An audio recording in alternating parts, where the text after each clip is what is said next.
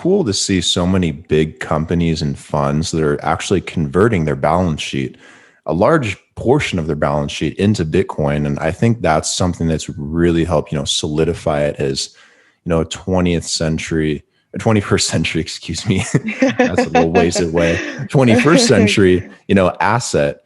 Since we're really moving into this digital age where, you kind of need something like that. So it's cool to see all these companies put so much of their money and balance sheet like into Bitcoin. And I think that's been good for DeFi too, because it's really raised the question, what else can you do with cryptocurrency? Like how, if we break it down, like what are the liquidity processes? Like what can you do in terms of funding and lending and all these things other than, all the other things you can do on blockchain. That's just one area.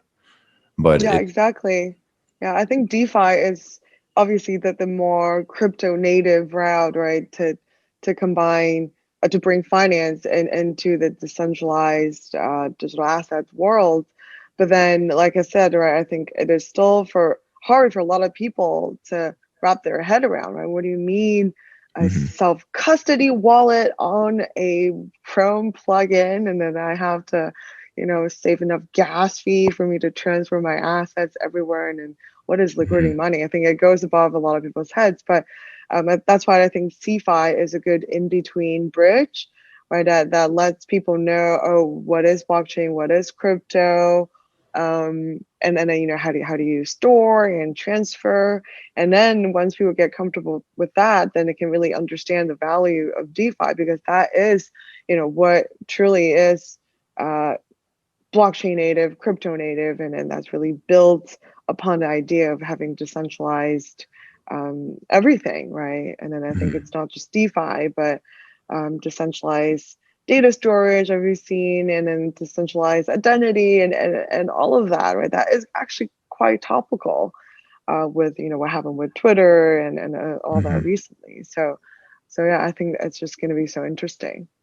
Which of your guys' services has been the most popular amongst your users? Has it been like the collateralized loans? Has it been other liquidity sourcing? Has it been the wallets?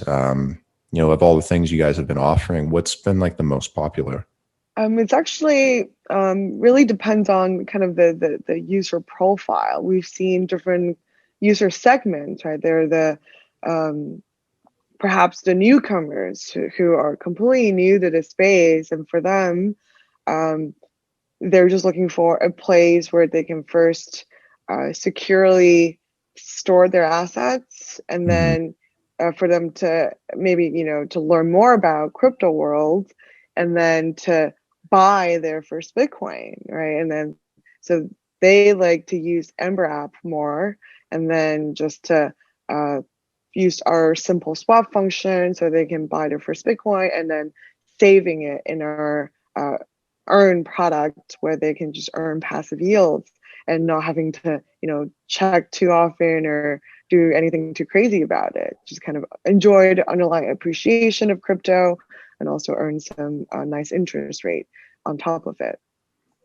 Then for people who are kind of intermediate, they can choose either to use Ember app or Ember Pro, and I see them use a variety of our products. Still I think the interest yielding earn product is the most popular, just because I think compared to other available services in the market, yielding almost 11%, and for a 12-month lockup, that's comparatively high return for the comparable services out there. So I think people like to use that.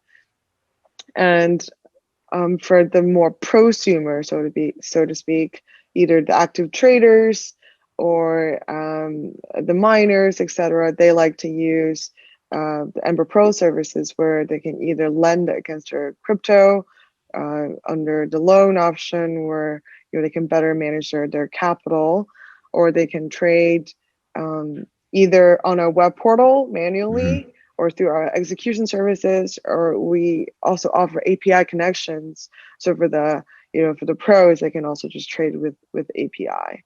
Yeah, so Okay. I think it really depends on the user.